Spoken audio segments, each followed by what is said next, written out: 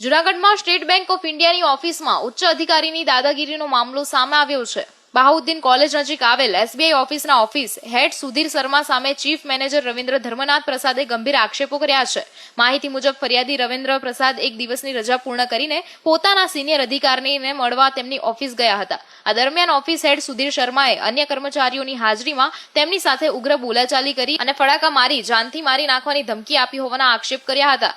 સૂત્રોના જણાવ્યા મુજબ ઓફિસ હેડના વર્તનથી અન્ય કર્મચારીઓ પણ લાંબા સમયથી નારાજ હતા। ઘટનાના પગલે સ્ટાફના સભ્યોએ વચ્ચે પડી મામલો શાંત પાડવાનો પણ પ્રયાસ કર્યો હતો। ત્યારબાદ ચીફ મેનેજર રવિન્દ્ર પ્રસાદ સી ડિવિઝન પોલીસ મથકે પહોંચ્યા હતા, જ્યાં મોટી સંખ્યામાં એસબીઆઈના કર્મચારીઓ પણ હાજર રહ્યા હતા। મોડી રાત સુધી બંને પક્ષ વચ્ચે સમાધાનના પ્રયાસો થયા હતા, પરંતુ અંતે ચીફ મેનેજર ઓફિસ હેડ સુધીર શર્મા વિરુદ્ધ સત્તાવાર ફરિયાદ નોંધાવી હતી। હાલ પોલીસે સમગ્ર મામલે તપાસ શરૂ કરી છે અને ફરિયાદના આધારે આગળની કાર્યવાહી હાથ ધરી છે।